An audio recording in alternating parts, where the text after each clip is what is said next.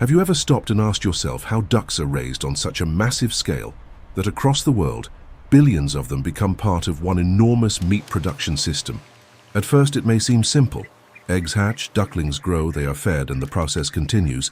But once you look closely, step by step, you begin to see that this is not just farming.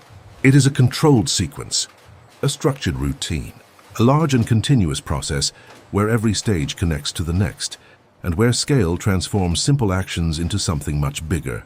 Everything begins long before the ducks are large enough to be seen moving through a growing facility. It begins with eggs. Thousands of eggs, sometimes tens of thousands, arranged in rows, trays, and racks inside hatcheries, where the environment is carefully controlled to create the exact conditions needed for development. These eggs are not placed randomly.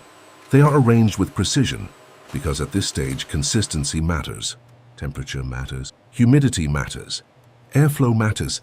Even the turning of the eggs matters. Inside the hatchery, warmth is maintained at a stable level. The air moves gently through the room.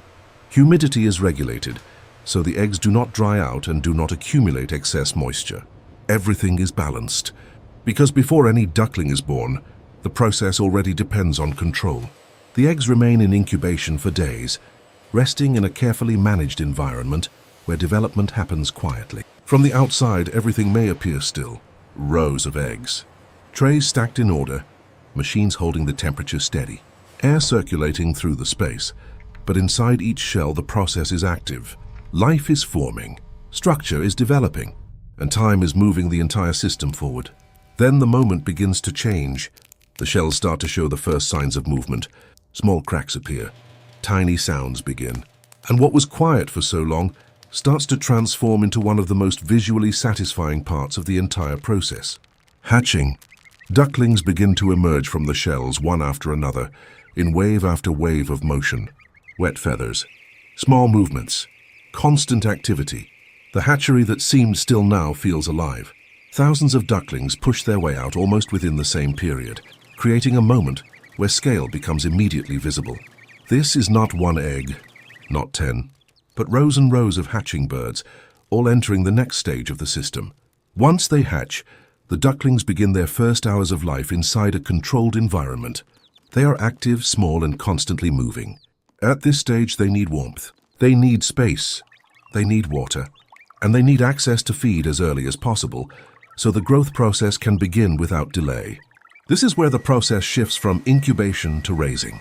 The ducklings are moved from the hatchery into growing areas prepared specifically for this stage. These spaces may vary depending on the system and the country, but the goal remains the same: keep the young ducks safe, warm, hydrated, and feeding consistently. At first, the environment is designed for early growth. The temperature is kept higher. The floor space is organized to support movement and rest. Feed and water are placed within easy reach, because the faster the ducklings adjust, the smoother the process becomes. And in large-scale duck production, smooth transitions matter. The first days are critical. This is when the ducklings begin eating regularly, drinking frequently, and adapting to the environment that will shape their growth. At this stage, their size is small, but the movement is constant. Thousands of ducklings shifting across the floor, eating in groups, drinking together, resting, then moving again. The pattern begins early. Feed becomes one of the most important elements of the process. The ducklings are given specially prepared feed designed for their early development, helping them gain strength and grow quickly in a controlled way. The feeding is not random. It is timed. It is repeated. It is structured. The goal is not simply to give food. The goal is to support uniform growth across the flock. And as the days pass, the ducklings begin to change visibly. Their bodies grow larger. Their movement becomes stronger. Their feathers become fuller. The fragile look of the first hours begins to disappear, replaced by a more active and stable stage of development. This is where the rhythm of the process becomes easier to see. Feed, water, movement, rest, growth, repeated again and again. And because the system is operating at scale, these repetitions happen across thousands of ducks at the same time. Rows of feeders, lines of drinkers, continuous access, constant motion. The space feels more active each day, and the more they grow, the more the scale becomes obvious. What started as thousands of tiny ducklings soon becomes a flock that occupies the space more fully. The sound changes. The energy changes. The feeding activity becomes heavier, faster, and more visible. And still, the process remains structured. Because this stage is not only about keeping the ducks alive, it is about moving them steadily toward the next phase of production. The growing environment must remain controlled. Ventilation becomes important. Clean water must remain available. Feed must continue arriving consistently. The floor condition matters. The density matters. Every one of these details affects how evenly the ducks grow. And in a large operation, even growth is everything. Because the more uniform the flock becomes, the more efficient the next stages will be. That is why this early phase is not a simple beginning. It is the foundation of the entire process. If the hatchery created the start, the growing area creates the rhythm. And once that rhythm is established, the system begins to accelerate. Because from this point forward, the ducks are no longer just surviving. They are growing into the production cycle. The body weight increases. The appetite increases. The amount of feed consumed rises. And the simple early routine becomes something larger, heavier, and more visibly industrial. This is where duck raising starts to reveal its true scale. Not just in numbers, but in repetition. The same actions, the same movements, the same feeding cycles, repeated every day across thousands of animals, all moving through the same path toward the same destination. And this is only the beginning. Because once the ducks pass through these first stages of controlled growth, the process becomes even bigger, even more structured, and even more visually powerful. As the first days pass and the ducklings grow stronger, the entire environment begins to change. Not suddenly, but gradually, as small movements turn into constant activity, and the space starts to feel more full, more dynamic, and more alive with every passing day. What was once a floor filled with tiny ducklings now becomes a growing flock. Bodies larger, movements heavier, and feeding patterns more intense, creating a visible shift in the rhythm of the system. At this stage, growth begins to accelerate. The ducks eat more, they drink more, they move more, and the entire process becomes more demanding.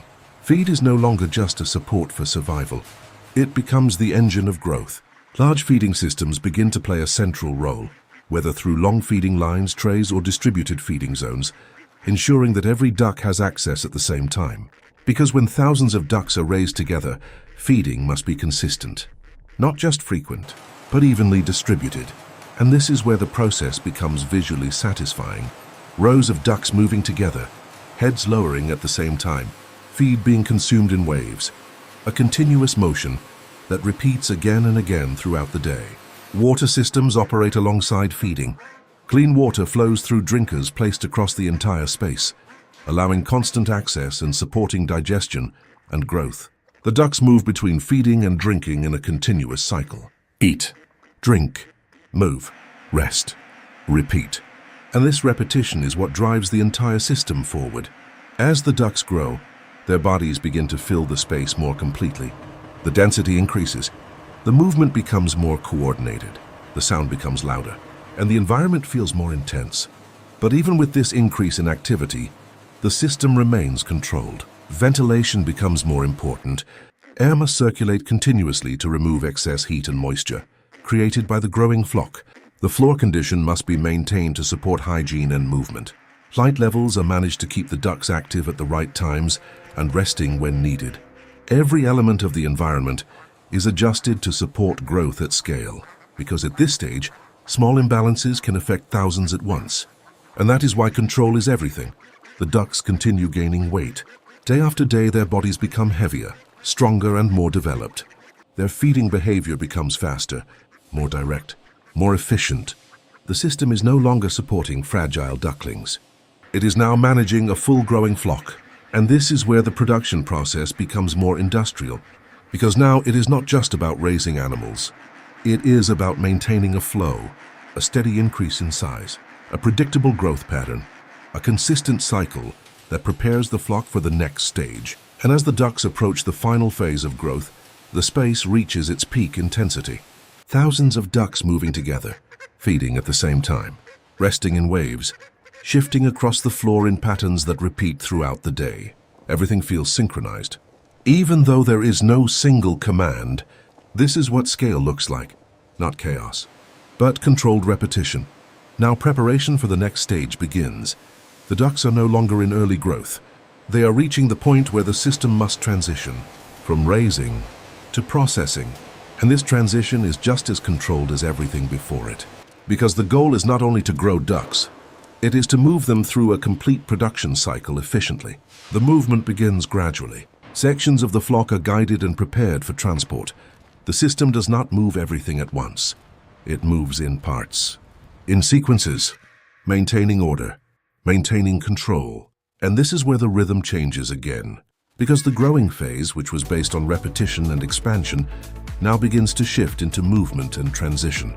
The ducks are guided out of the growing areas, step by step, group by group. And as they leave, the space begins to open again, but not for long. Because as one group exits, another group is already in earlier stages of growth. The system never empties. It only rotates. This is what allows the process to continue without interruption. Because while one flock is moving forward, another is still growing, and another is just beginning, all connected, all synchronized, all part of the same continuous flow. And this is where the process begins to move toward its final stage. The point where everything that started with an egg, moved through growth, feeding, and development, now reaches its purpose. As the ducks reach their final stage of growth, the process begins to shift once again, moving away from the steady rhythm of feeding and development into a new phase defined by movement, coordination, and large-scale transition. This is where the system connects the farm to the next stage of production. The ducks are guided out of the growing areas in controlled groups, not all at once, but in organized sequences that maintain order and reduce stress within the flock. Movement spreads gradually. Sections of the space begin to empty, paths open, and what was once a dense and active growing environment now becomes a point of transition. The ducks move together, step by step, group by group, always in flow. They are then transported from the growing facilities to processing centers, where the next stage of the system takes place. And this is where the scale becomes even more visible, because what was already large on the farm now becomes part of something even bigger. Facilities designed for volume, systems designed for speed, processes designed for consistency, everything organized to handle large numbers in a controlled and efficient way. The transition from raising to processing is not chaotic. It is structured. It is planned. It is repeated every day. And this is what allows the system to operate at global scale. Inside these facilities, the focus shifts from growth to transformation, from living animals to final products that will move into the food supply chain. The process is fast, continuous, organized, each stage connected directly to the next. There are no delays, no unnecessary stops. Everything flows forward. Because at this level, efficiency is critical. The goal is not just to process. It is to process at scale with consistency and with timing that matches the entire production system. This is where the global aspect becomes real. Because this is not happening in just one place. This process is repeated across countries, across regions, across entire industries. Farms raising ducks, facilities processing them, distribution networks moving the final product, all connected, all repeating, all part of the same system. And this is what makes the title true. Billions of ducks, not in one farm, not in one country, but across the world, through systems that operate continuously, through processes that repeat daily, through structures that never stop moving. And when you look at the full chain, from egg to final product, everything becomes clear. The hatchery begins the cycle. The growing stage builds the flock. The feeding system drives development. The transition stage moves the process forward, and the processing stage completes the transformation. But even here, the system does not end, because while one group is being processed, another is still growing, another is feeding, another is just beginning. Everything overlaps, everything continues, everything flows, and this is what defines the entire system. Not a beginning, not an end, but a continuous loop. Eggs becoming ducklings, ducklings becoming flocks, flocks becoming production, production becoming supply, and supply restarting the cycle over and over again. And this is what makes the process so powerful to observe, because nothing is wasted, nothing is disconnected. Everything has a place, everything has a purpose, and every stage leads directly to the next. This is not just farming, this is not just production, this is a global system, built on scale, built on repetition, built on control. and built to keep moving every day, without stopping. And that is how billions of ducks are raised for meat worldwide, not by chance, not by simplicity, but by a massive production process that connects every stage into one continuous system.